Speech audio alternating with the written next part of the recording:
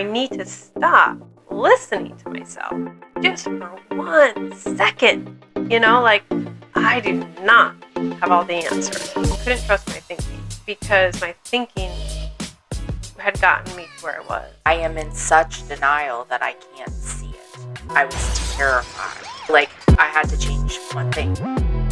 Everything. It's Ashley. And Cindy. And Cindy, and this is Life4Dummies. That's us. We're real dumb. Hey, Ashley. Hi, Cindy. How are you doing today? I'm great. How are you?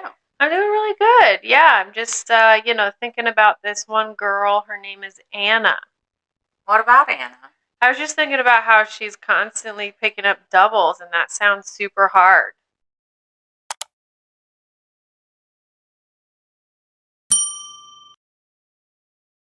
That sounds exhausting.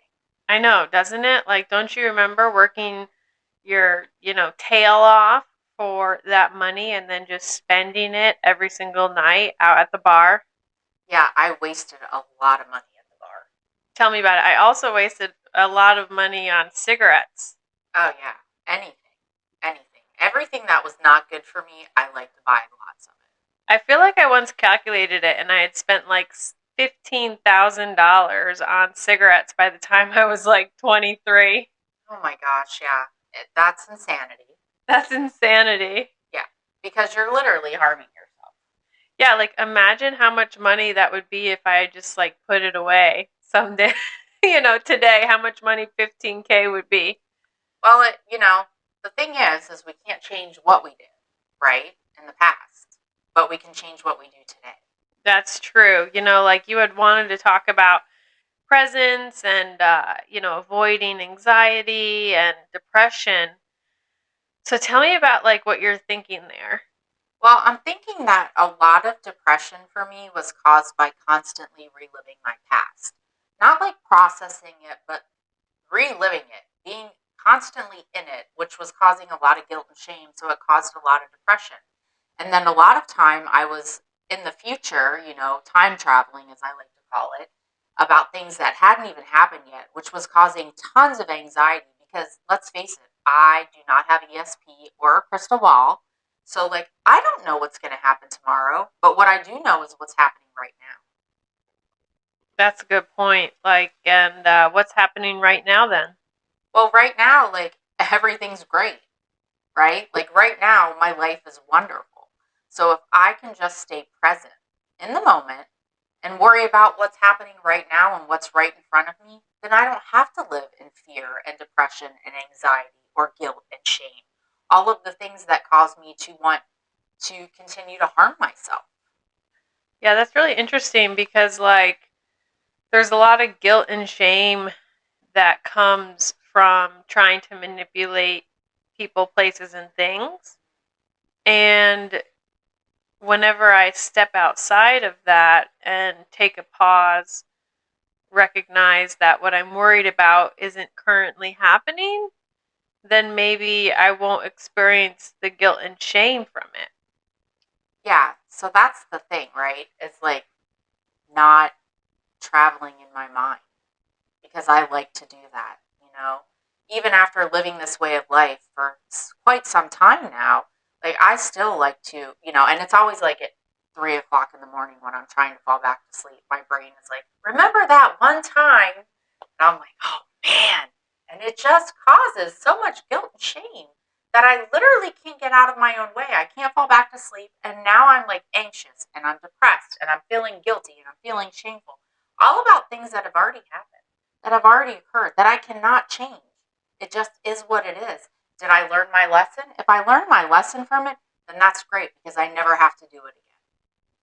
That's interesting because, a lot of the times I experience, feeling sad about the things that have happened in my life. And so you're saying that I don't have to experience that sadness because every day I'm choosing what works to keep those bad things away. Mm-hmm. So therefore, I don't have to be fearful. Correct.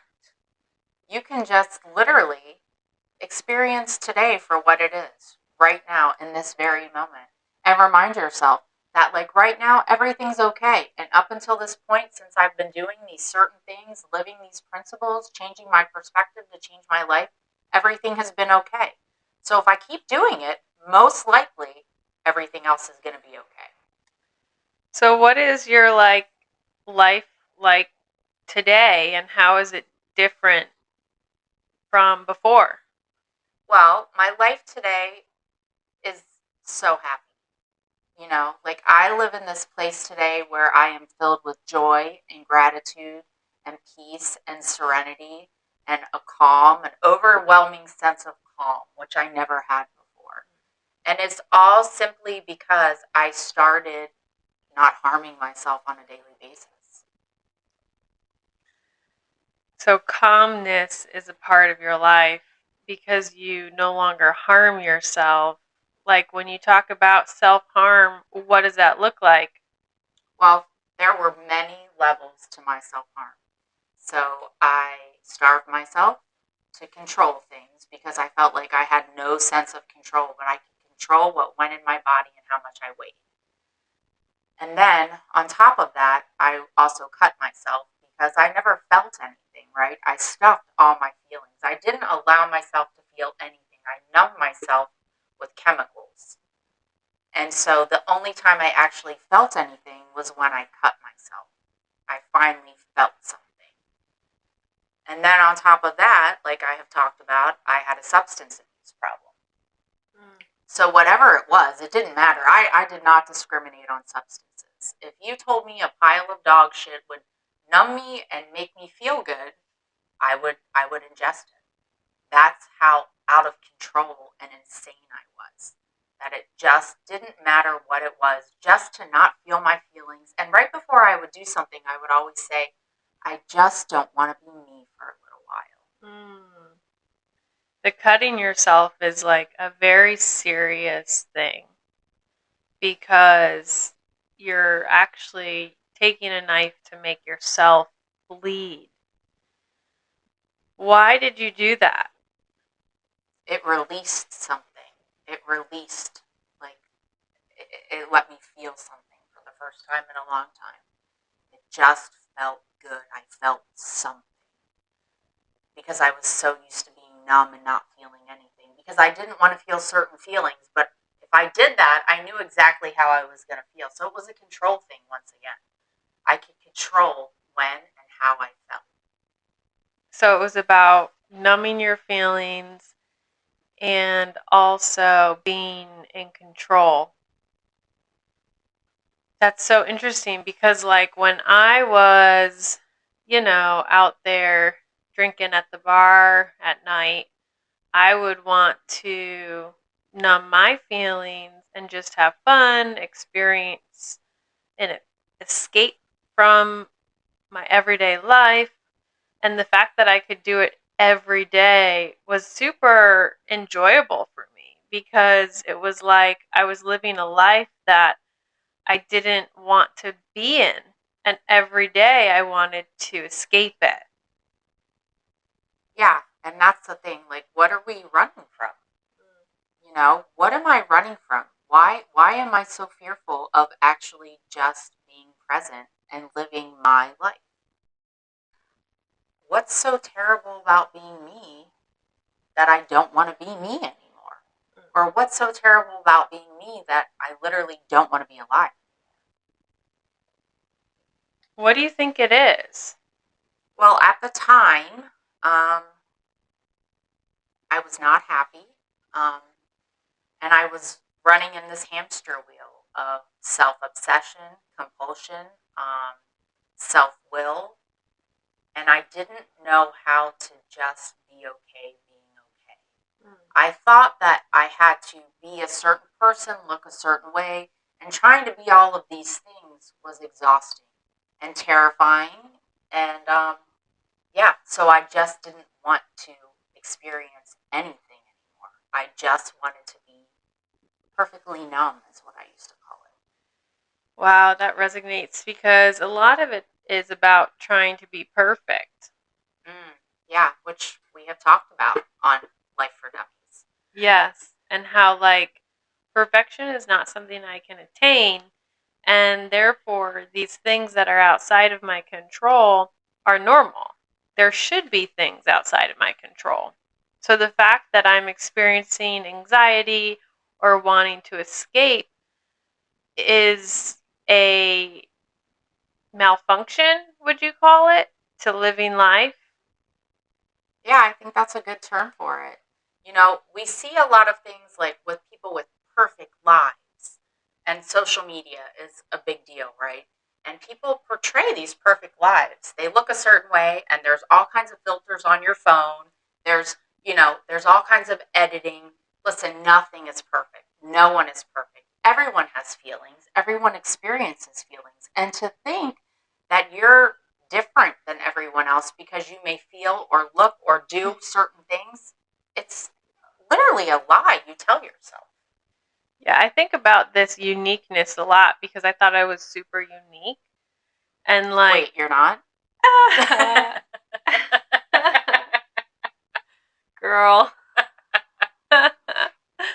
No.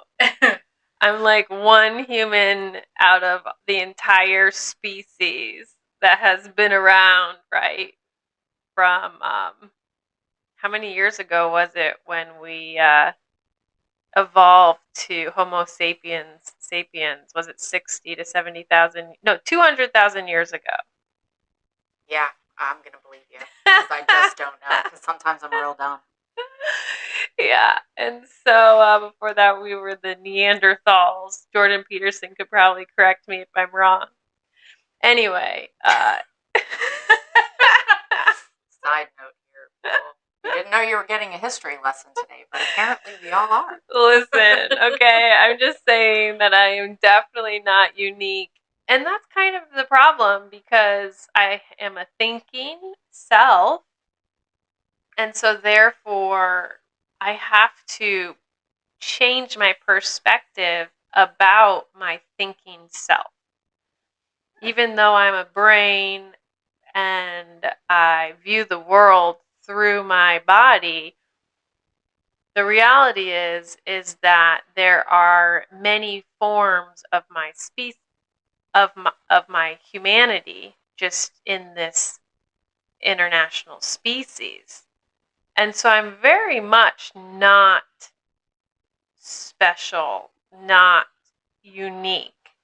What I do have is a lot to offer from this creation or this physical person's perspective, Ashley's perspective on life. I have a lot to offer because it is, I guess you could say, different, right? No one else is a copy of me. And so I'm an original, but I'm not unique in the sense that there's no one as great as me. Yeah, that was a tough realization for me. That I am just, I like to say, another bozo on the bus with the rest of you because I am, and I'm not terminally unique. I am not. Yes, I'm special because I'm my own person and I'm an individual, and we are all special. But you know what? We're all a lot more of the same than we want to admit because then we're not. Oh, it doesn't. I don't stand out from the rest. You know what? I don't need to stand out from the rest. I just need to be me. Yeah, and like maybe we live in a self-indulgent or selfie world, especially on the internet. I don't see the negativity though. I focus on the positivity because every person is so beautiful and they offer their own viewpoint in this glorious world that we get to live in. And so, in a way, yes, show me you. Just make sure that you're happy. Make sure that it's the you that is the best, the one that produces the most amount of satisfaction and joy for yourself. Oh, yeah, I love that. I love that. Because that's the thing. If I'm doing things that make me happy and then I get to be a happy person. If I'm living my life in a manner where it doesn't produce guilt and shame, then I'm a happy person. And this is what we're talking about. Just being happy within your own skin, being happy within yourself, being able to look in the mirror when I wake up in the morning and say I love myself has been one of the most helpful and most important things I've ever been able to do, because I wasn't able to do that. Once upon a time, I wasn't even able to look at myself in the mirror. I couldn't look in my own eyes because I didn't like what I saw. Yes, 100%. Self love really is the key here. And a lot of the times we're stuck in codependent relationships Mm-hmm. or jobs that treat us poorly, but we think we need to do these jobs, or a certain career or school track that we feel like we have to do, but it's not necessarily what our inner heart, our inner self wants to do. And we're just stuck in these places, but we're not able to truly be free, our free, joyful, happy selves. Yeah, and like the one thing I had to do to become free and experience freedom was let go of everything I ever thought I knew about myself and what I wanted, in order to experience a higher self where I could actually just be happy and free. I like that you say let go. Mm. Tell me about that. Well, I had all these ideas of what I should be and who I should be and what I should be doing. And when I was doing those things, I was miserable. I was so unhappy. So I had to literally just say, I don't know. I don't know. And then, make a list of my assets. What's good about me? What are some things about myself that I actually like, instead of focusing on all the things that I despise? Because I despised myself. So I had to look at these things and say, you know what? You are a kind person. You are a caring person. You are a loving person. Now, why don't you take those things that you like about yourself and actually treat yourself like you are a kind, caring, loving person, and stop being mean to yourself and stop harming yourself? I wouldn't talk to my worst enemy the way I talk to myself. And when I could stop doing that and stop that nasty internal dialogue that I had with myself, a lot of things changed for Yeah, like I am my own worst enemy. me. Like attracts like. And so when I'm focused on the negative side of myself, that's what I'm attracting more into Mm-hmm. my life. So it really is a head game. It really starts with ourselves being able to surrender and recognize, okay, I'm not the only bozo on the bus, like there are other people who have gotten themselves stuck in these situations as well, like Cindy and Ashley on Mm-hmm. Life4Dummies. Yep. And therefore, I can start to do different things to get different results. And one of those different things is to work on self care and self love. Yeah, so the first thing I had to do was, and I just said it, is on a piece of paper. It was actually a pink post-it note. It said, I love myself today. And I wrote that and I put it on my mirror. Wow, that must have been so powerful. Actually, it was really scary because I didn't love myself. Oh. And it was terrifying. Um, and I had to say it to myself many times a day. Every time I went into the bathroom, every time I looked in that mirror, I said, I love myself today. And I would find just one thing to love myself for. Just one thing. And over time, by doing that repeatedly, I changed the negative self-talk I had into positive self-talk. And that post-it note is still there. I put that there 16 years ago. I put that post-it note up on my mirror 16 years ago. And today, it's just pink because the writing wore off, because I used to touch it so much. But I left the post-it note there because I know what it says, and I know what it means. I have goosebumps. I love that story. Yeah, that was a long time ago. You're so beautiful Thank and you. amazing. Thank you. Yeah, we don't really see how far we can come when we just are starting out on the journey.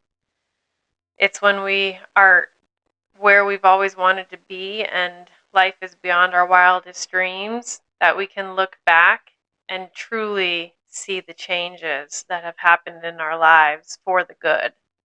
And they are for the good. And sometimes it's really uncomfortable, and sometimes it feels really gross and yucky. But I can promise you, through that uncomfortability comes the most beauty. It is the most beautiful thing that I have ever experienced. And it's so much more beautiful than I could have ever thought it would. We're so glad and grateful that you joined us on this journey and that you're taking this time for self care and self love. If you guys want us to talk about something, make a comment. Comment below after you subscribe, and then we can, talk to you and maybe make some suggestions about what you'd like us to share with you next. Beyond your wildest dreams, just remember that. It's how good life can get.